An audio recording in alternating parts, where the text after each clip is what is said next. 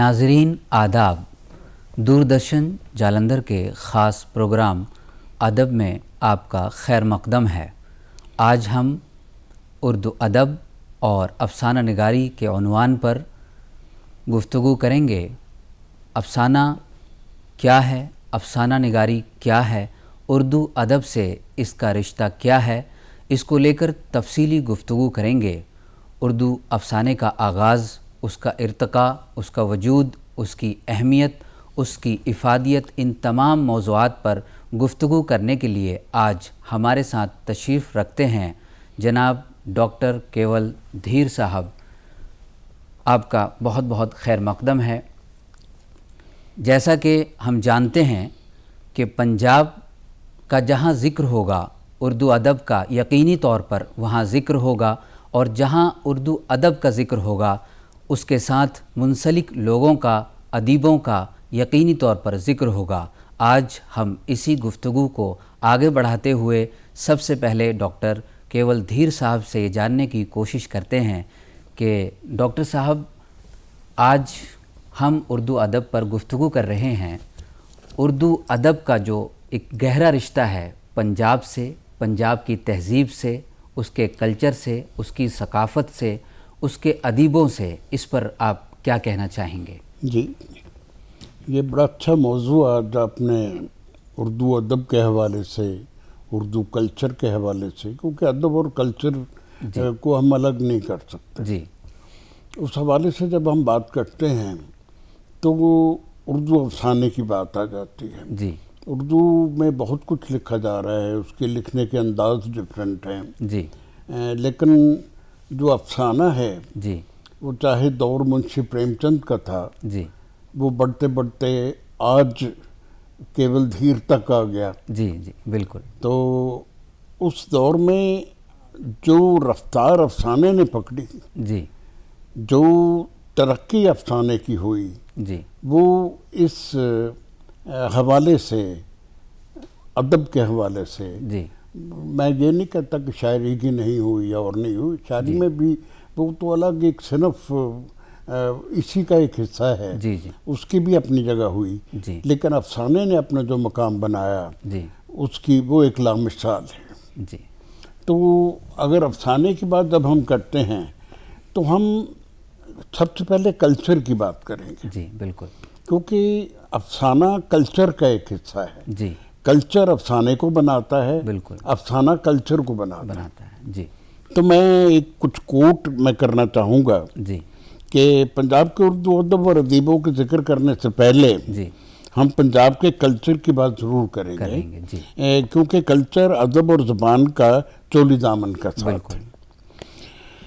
जब पंजाब के कल्चर का जिक्र होता है तो उसमें हिंदुस्तानी कौम की इस कल्चर का भी पस मंज़र शामिल है, जी, जिसे सदियों की तारीखी नशेब व फराज ने जन्म दिया है। जो जिक्र मैं अभी कर रहा था, ये सदियों की कहानी है, सदियों की कहानी है। इसी तरह पंजाब का कल्चर अपनी एक अलग शनाख्त रखते हुए भी इस कौम के कल्चर के मोसेक का हिस्सा है, बिल्कुल, जिसे हिंदुस्तान की तारीख ने जन्म दिया है। जी। तो आगे भी हम कल्चर की बात करेंगे। जी। तो सबसे पहले हम इस सिलसिले में कृष्ण चंद्र का जिक्र करेंगे। जी। जी। क्योंकि उर्दू अफसाने को जन्म तो इससे पहले ही अफसाने का हो गया था। बिल्कुल। तो वो एक तारीख के पस मंज़र में यूँ कह लीजिए जो 20वीं सदी से इसका आगाज़ मैं समझता हूँ कि हो चुका था। लेकिन जो जिस कल्चर में आज हम जिंदा हैं, जी, जिस कल्चर को फ़रोग इन लोगों ने दिया, जी, बेहतर होगा कि हम बात कृष्ण चंद्र और राजेंद्र सिंह बेदी से शुरू करें। जी, क्योंकि हम माजी में जाएंगे तो वो एक इतनी तवील कहानी है। जी। जी हाँ, जाहिर है। अब अगर हम माजी की बात करें तो उसमें मुंशी प्रेमचंद जी आते हैं, कृष्ण चंद जी हैं, हैदर अब्बास यलदरम हैं, अली अब्बास हुसैनी हैं। तो वो एक डिफरेंट प्लेटफॉर्म, डिफरेंट, बिल्कुल बिल्कुल, लोगों का सोच डिफरेंट थी जी, लोगों का लिखना डिफरेंट था जी। तो वो एक अलग युग था जी, एक अलग दौर था जी। तो कल्चर भी मैं समझता हूँ कि उस समय का कल्चर भी बड़ा डिफरेंट था। तो ये कल्चर जो इन लोगों ने पैदा किया है जी, वो आज भी जिंदा है। और मैं समझता हूँ कि जैसा आपने बलवंत सिंह जी की बात की और राजेंद्र सिंह बेदी जी की बात की, तो मैं ये देखता हूँ कि इन के अफसानों में जो है गांव देहात का बड़ा जिक्र होता है। गांव देहात के जो उससे जो मुंसलिक चीज़ें होती हैं, जिसमें माशियात है, इक्तिसादियात है, वहाँ रहन सहन है, उनके खाने का, पीने का, ओढ़ने का, पहनने का, उनका जो अदबी एक सलीका है, इन तमाम चीज़ों को उन्होंने अपने अफसानों के अंदर ढाला है जी। तो बिल्कुल सही फरमाया आपने। तो मैं कल्चर के साथ फिर जोड़ता हूँ इस बात को। तो मैं एक कोट पढ़ना चाहता हूँ कि इसने एक चादर मैली सी, राजेंद्र सिंह बेदी का एक नॉवेल है जी। अपने नॉवेल में कि उसका जो पेश लफ्ज़ है, राजेंद्र सिंह बेदी ने पंजाबी कल्चर की एक तरह से वजाहत की है जी। तो उसका वो पैराग्राफ बड़ा इंटरेस्टिंग है बिल्कुल कि वही तो एक देश है जिसकी धरती से 8 पहर लुबान की खुशबू उठती है जी। कितनी बड़ी बात कही, बड़ी बात है बिल्कुल। इसके दरिया तो एक तरफ पोखर भी अनुराग से वाकिफ हैं जी, जहाँ के मर्द अक्खड़ हैं, औरतें झक्कड़ हैं जी। ये देखिए कौन सी लैंग्वेज यूज की है इन्होंने। वो खुद ही अपने कानून बनाते हैं जी, और अगले ही पल बेबस होकर खुद ही उन्हें तोड़ देते हैं जी। और फिर नए कानून वज़ा करने के लिए चाल निकलते जी। उन्होंने बहुत दुख देखा है। वो किसी वक्त भी सोने को मिट्टी में रोल देते हैं जी। और फिर इसी मिट्टी को खंगाल कर इसमें कुंदन पैदा कर लेते हैं जी। अजीब कीमियागर है। पंजाबी ही जो खुद पर हंस सकता है जी। वो सिर्फ पंजाबी जी। ये कल्चर की बात जी, हो रही है। बिल्कुल वो अच्छा दोस्त है। कल्चर अफसाने को यहीं से जन्म मिलता है। बिल्कुल वो अच्छा दोस्त है और बुरा दुश्मन है जी। जहाँ भी लोग बुलंद आवाज़ से हंसने कहका लगाते हुए सुनाई दें जी, वहाँ ज़रूर कोई पंजाबी होगा। पंजाबी वो जो अंदर है वही बाहर है। बिल्कुल उसके जीवन का रहस्य ही ये है कि कोई रहस्य नहीं है। वो एक ऐसा पौधा है जो दुनिया की किसी भी धरती पर पनप सकता है।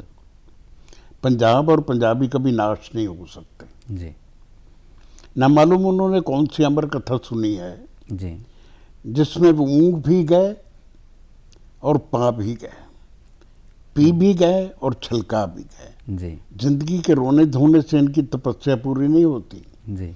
हंसने खेलने खाने और पहनने में इनका मोक्ष।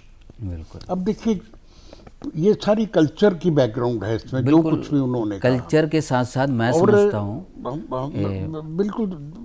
और मेरा मानना है जी कि अफसाना यहीं से जन्म लेता है और कहानी से यहीं से जन्म लेता है। बड़ी बात यह है कि इसके अंदर एक तरह से यानी कि ये कह लीजिए कि सर से पैर तक जो एक ढांचा इंसान का, उसके अंदर जो तारीख जुड़ी है, तमाम चीज़ें आ गई। उसकी हिम्मत की बात आ गई, उसके जुर्रत की बात आ गई, उसके हंसने की बात आ गई, उसके पहरावे की बात आ गई, उसका जो तरीक़ा इम्तिज़ाज है बदलने का, ढलने का, उठने का, उसके उरूज का, उसके जवाल का, तमाम चीज़ें इसके अंदर चंद सत्रों के अंदर उन्होंने जो है तमाम बातों को रखा। अब आगे देखिए वो कितना खूबसूरत 2-3 लाइनों में कहते हैं जी कि और पंजाब की जो कुछ उन्होंने कहा जी लिखा जी, उसके आगे वो जारी रखते हुए कहते हैं कि और पंजाब की इस इनफरादी और इम्तियाजी आन और शान को पंजाब के कलमकारों ने बेहद मौसर अंदाज में पेश किया है। बिल्कुल।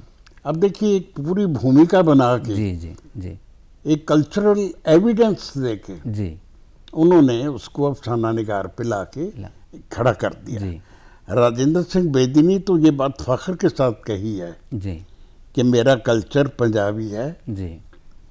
मैं अपनी तहरीरों में जी अगर पंजाबी उर्दू लिखता हूँ जी तो अपनी धरती का कर्ज अदा करता हूँ। कितनी बड़ी बात है। बड़ी बात बिल्कुल। उर्दू अदब में पंजाब के अदीबों और शायरों की खदमात काबिल कद्र हैं जी, जिनके जिक्र के बगैर उर्दू की तारीख मुकम्मल नहीं हो सकती। तकरीबन सभी कलमकारों ने बेदी की तरह पंजाब और पंजाबियत की खूबसूरत पेशकश करके धरती से अपनी मोहब्बत का सबूत दिया है। बिल्कुल। देखो इन चंद लाइनों में जी कल्चर का हवाला देते हुए जी पूरे उर्दू अदब को जी का किस मकाम तक ये लोग ले गए। बिल्कुल, क्योंकि मैं ये चीज़ देख रहा हूँ, मैंने जैसा कि जो हमारे अफसाना निगार हैं, जो आला अफसाना निगार हैं, उन्होंने अफसाना निगारी के जो अज्ज़ाए तरकीबी है, यानी कि जिनसे जुड़कर एक अफसाना बेहतरीन शक्ल लेता है, उसके अंदर जैसे प्लाट का इस्तेमाल होता है, किरदार निगारी का इस्तेमाल होता है, हकीकत निगारी का इस्तेमाल होता है, और उसके अंदर उसलूब का इस्तेमाल होता है, फिर वहदत तासुर है, यानी कि इन तमाम चीज़ों को जो है बेदी साहब ने अपने अफसाने के अंदर, अपनी 4 लाइनों के अंदर इस तरह ढाल लिया कि उसलूब का भी ख्याल रखा गया, हकीकत निगारी का भी ख्याल रखा गया, तसलसल का भी ख्याल रखा गया, प्लाट का भी ख्याल रखा गया, यानी कि अफसाने के अंदर एक तरह से जान डाल दी। और एक बेदी साहब की बात ही नहीं करते हम जी। बेदी साहब का तो एक हवाला दिया है हमने जी। वो एक दौर था जी। वो राजन सिंह बेदी का दौर था जी। वो कृष्ण चंद्र का दौर था जी। वो बलवंत सिंह का दौर था जी। वो रतन सरशार उससे पहले वो भी थे, उनका दौर जी। था। जी। और एक तवील लिस्ट है जी। जिन्होंने उर्दू अदब को एक इतना बेहतरीन उनका उर्दू अदब का चेहरा उन्होंने पेश किया है। जी। वो इतना खूबसूरत बनाया है जी। कि आज हम उसकी मिसाल देते हैं। हालांकि मैं ये मानता हूँ जी कि उर्दू अफसाना अब सब, क्योंकि आज हम अफसाने की एक्चुअली सही मानों में तो बात कर रहे हैं, बिल्कुल। तो आज उर्दू अफसाना वो अपना मकाम वो नहीं बना सका। जी। मकाम अभी भी है, ये नहीं मैं कहता कि नहीं है, लेकिन उसका जो आहिस्ता आहिस्ता जी उसने उसका इन्हतात हुआ है। एक चीज़ मैं डॉक्टर साहब आपसे ये जानना चाहता हूँ कि एक वक्त था जब पुराना जो अफसाना निगार है हमारा, जिसको हम चोटी का अफसाना निगार कहते हैं, उस वक्त के अफसाना निगारों में और जो मौजूदा अफसाना निगार हैं, आप इनमें किस तरह का फ़र्क देखते हैं? अब देखिए, हम बातें भी कर रहे थे तो आपने एक सवाल मुझसे किया था आउट ऑफ द वे जी कि आज का जो अफसाना लिखा जा रहा है, जो नए लिखने वाले हैं खास तौर से, हम पुराने लिखने वालों की बात नहीं करते जी, तो उनका जो ख्याल, उनका ध्यान, जो उनकी तवज्जो है जी, वो इस तरफ है कि वो अफसाना तो लिखते हैं जी, अच्छा अफसाना लिखते हैं जी, तहरीर अच्छी होती है जी, लेकिन उसमें जो मवाद होता है जी, वो उसमें वो सेक्स की को डाल देते हैं जी, उसमें वो चीज़ें कम नज़र आती हैं जो किसी ज़माने में अफसाने का रूपरेखा हुआ करती थी। जी जी। एक चीज़ मैंने देखी है, जैसा कि आपकी बात को मैं आगे बढ़ाता हूँ, आपने जिनसियात की बात की। अफसाना निगारों का एक बड़ा तबका ऐसा रहा है, मैं अगर शौकत अली थानवी की बात करूँ तो वो अच्छे मज़ाहिया अफसाना निगारों में गिने जाते रहे। मुंशी प्रेमचंद ने अपने वक्त के जो हालात थे उन पर अच्छा लिखा, और इसी तरह कुर्रतुल ऐन हैदर, हाल फिलहाल क्या बात है, उन्होंने अपने अफसानों के अंदर जो माशियात का सिलसिला है उसको आगे बढ़ाया, इकानमी हमारी किस तरह मजबूत हो उसको आगे बढ़ाया। और कुर्रतुल ऐन हैदर के साथ साथ अख्तर रायपुरी बड़ा अच्छा लिखा उन्होंने। कृष्ण चंद्र जी के अफसाने देख लीजिए, बहुत सारे उनके अफसाने, जिसमें कतबा मैं ज़िक्र करता हूँ आमतौर पर, छोटा सा अफसाना है कतबा।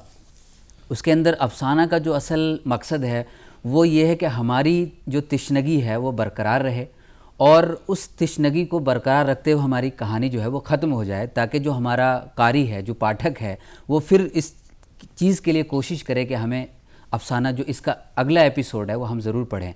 मैं बात कतबे की कर रहा था, तो कतबा जो नेम प्लेट होती है जिसे हम आमतौर पर अपने घरों में लगाते हैं, मुंशी प्रेमचंद ने अपने अफसाने के अंदर कतबा एक छोटा सा अफसाना लिखा। उसके अंदर उन्होंने इंसान की जो बेहिसी है, समाज के अंदर जो बेहिसी है, उसका जिक्र किया कि एक शख्स है जो एक नेम प्लेट तैयार करवाता है ये सोच कर कि मैं इसको अपने घर के बाहरले हिस्से में लगाऊंगा, लेकिन एक वक्त आता है कि वो इतनी वुसअत, इतनी ताकत नहीं रखता कि वो उसको नेम प्लेट लगा सके, यहाँ तक कि उसका इंतकाल हो जाता है। इंतकाल के बाद वही कतबा जो है उसकी कब्र पर जो है फ्रेम कर दिया जाता है। तो यानी कि एक तरह से इंसान की इसके अंदर बेहिसी दिखाई गई है। मैं अपनी बात को आगे बढ़ाता हूँ डॉक्टर साहब, मैं ये जानना चाहता हूँ कि ये जो अफसाना है, अफसाना निगारी है, इसमें जो मौज़ूआत सेलेक्ट करते हैं, जिन मौज़ूआत का इंतखाब होता है, उसके अंदर कुछ लोग माशियात को लेते हैं, कुछ लोग जो है अदबी पहलू को लेते हैं, कुछ लोग जो है जिनसियात को लेते हैं। पंजाब के जो उर्दू अदीबों का रोल रहा है इस अदब के अंदर, वो किस तरह के मौज़ूआत का इंतखाब करते हैं? नहीं देखिए, अब ये हम नहीं इसको ये बांट सकते जी, ये हम उस पे ये मोहर भी नहीं लगा सकते जी, कि वो किस तरह का वो इंतखाब करते हैं। जी, देखिए, एक बात का बड़ा फ़र्क पड़ता है, जब दौर चलता है, आगे चेंज होती है, बिल्कुल, जी, तब्दीलियाँ आती हैं, जी, तो अदब में भी तब्दीलियाँ आती हैं, आदमी की सोच में भी तब्दीलियाँ आती हैं। तो जिस ज़माने के अदब की हम बात कर रहे थे, जी, जिस ज़माने के अफसाने की हम बात कर रहे थे, जी, बेदी और कृष्ण की बात कर रहे थे, आज ना तो बेदी है ना कृष्ण है। जी, आज बेदी और कृष्ण का अफसाना भी नहीं है। जी, बिल्कुल, आपके कहने के मुताबिक जी, आज के अफसाने में बहुत तब्दीलियाँ आई हैं, जी, और ये मैं समझता हूँ कि ये नेचुरल है। नेचुरल है, नेचुरल इसलिए है जी, कि हम उस दौर से गुजर रहे हैं जी, जो मॉडर्न दौर है। मॉडर्न दौर है, मॉडर्न तो वैसे हर युग को जी, कहा जी, गया जी, है, जी, लेकिन आज का दौर, आज का मॉडर्न दौर है। हाँ बिल्कुल, उसमें इतनी तब्दीलियां आ गई हैं, रहन सहन आदमी का बदल गया है, बदला है, सोच बदल गई है, खाना पीना बदल गया है, जी, रहन सहन बदल गया है। जी, तो ये सारी जो चीज़ें तब्दीली आई है, जी, वो आदमी की सोच पे भी असर करती है, जी, आदमी के ख्यालात को भी शेप देती है। जी, और जो अफसाना निगार, जी, जो लिखने वाले, जो कलमकार मैं कहूँगा, जी, क्योंकि अफसाना निगार तो एक तबका हो गया, जी, वो लोग जो लिखते हैं आज, जी, वो कृष्णचंद्र को नहीं देख के नहीं लिखते, बिल्कुल, वो बलवंत सिंह या राजेंद्र सिंह बेदी को नहीं देख नहीं के देख के लिखते, लिखते, जी, वो अपने माहौल को देख के लिखते हैं। बिल्कुल, बिल्कुल, तो उसमें अब आज जो जनसियात उभर के जो उसका मौजू सामने आता है, जी, तो एक समाजी मैं समझता हूँ, मैं बुराई तो नहीं कहता, जी, उसका हिस्सा बन चुका है। बिल्कुल, बिल्कुल, इसी तरह बाकी जो मौजूआत हैं, जी, आज के दौर की जो पैदाइश हैं, जी, जिन्होंने जन्म लिया है, जी, तो वो सारे के सारे वो हमारे अफसाने पे भी असरअंदाज होते हैं, बिल्कुल, हमारी कलम को बिल्कुल उस तरफ ले जाते हैं लिखते वक्त, जी, जो आज का कलमकार जी, आज अपने सामने देख रहा है जी, और भुगत रहा है। जी, तो तो जाहिर जी, है कि जब ज़माना तब्दील होता है, तो हालात बदलते हैं, जी, वक्त बदलता है, उसका कल्चर जिसकी बात हम कर जी, रहे जी, थे, जी, जी, उसका कल्चर चेंज होता है। होता है, तो ये सारी चेंजेस है, वो अफसाने में भी आती जी, जी, हैं, बिल्कुल। इंसान की सोच में भी आती हैं। तो वैसे उसको हम एक बात है कि जो आज का मौजूदा अफसाना निगार है, जिनको हम एक लिस्ट में रख सकते हैं कि ये लोग जो है अफसाना लिखते हैं, अफसाना लिखने वालों के तबके में शुमार किए जाते हैं, तो जो हमारा यंग तबका है, नौजवान नस्ल जो है, उनको किस तरह के अफसानों पर तरजीह देनी चाहिए, किस तरह के मसाइल उसमें उठाने चाहिए, किस तरह के मुद्दे उसमें उठाए जाने चाहिए? नहीं, देखिए, मैं थोड़ा इत्तेफाक नहीं करता आपके इस बात सवाल से। जी, इसलिए नहीं करता कि आज के दौर में जी, आप किसी को सबक नहीं नहीं दे सकते। सकते, जी, वो युग चले गए जब आपकी बात कही जाती थी, जी, वो सुनी भी जाती थी। सुनी भी जाती थी, आज ना कही जाती है, वो इतनी हिम्मत नहीं रखता है कहने वाला। जी, इवन यहाँ तक है कि घर में जी, माँ बाप अपने बच्चे को कहने से डरते हैं, डरते हैं, जी। वो घबराते हैं। लेकिन तरजीह किस तरह, मतलब आप एक पैगाम देना चाहें उन लोगों को कि वो तरजीह किस तरह के नहीं, मसाइल को देखिए, दें? मैं उसी बात पे आ रहा था, लेकिन जी, आज का जो अफसाना लिखा जा रहा है, जी, आज की जो कोई भी चीज़ लिखी जा रही है, तहरीर है, जी, वो आज के माहौल में, जी, आज के अंदाज में जी, वो लिखी जाती है। जी, तो आज का वो लिखने वाला भी उतना ही बड़ा अफसाना निगार है जितना बड़ा अफसाना निगार कृष्णचंद्र था, जी, राजेंद्र सिंह बेदी था। जी, आज का लिखने वाला भी मौजूद है, जी, लेकिन सिर्फ मौजू तब्दील हुए हैं मौजू तब्दील और हुए उस पर हम रोक नहीं लगा। हाँ, आज समाजी हालात ऐसे हैं जी, जी, कि हम उनको रोक नहीं सकते। दौर जदीद है, हाँ, दौर जदीद है, चूंकि तो एक टाइम मेरे पास एक छोटी सी फहरिस्त है जी, उन अफसाना निगारों की जी, जो राजेंद्र सिंह बेदी से लेके जी, बलवंत सिंह से लेके जी, आज तक जी, जिन लोगों ने वो हम कह सकते हैं कि वो नुमाइंदा अफसाना निगार हैं। उनका जिक्र मैं जरूर करना चाहूँगा, क्योंकि हमारे आज के प्रोग्राम का ये लोग हिस्सा हैं। जी जी।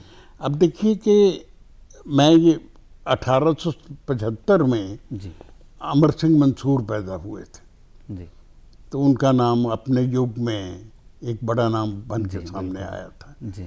तो मैं मोहन सिंह दीवाना, पूरन सिंह हुनर, देवेंद्र सत्यार्थी, उपेंद्रनाथ अश्क, सादत हसन मंटो, बलवंत सिंह, कृष्ण चंद्र, राजेंद्र सिंह बेदी, गुरबख्श सिंह मखमूर, जंग बहादुर सिंह, शमशेर सिंह नरूला, करतार सिंह दुग्गल, अजीत सिंह सैनी, गुरबचन सिंह, जोगेंद्र पाल और दो चार और भी हैं, एच.एस. दलगीर।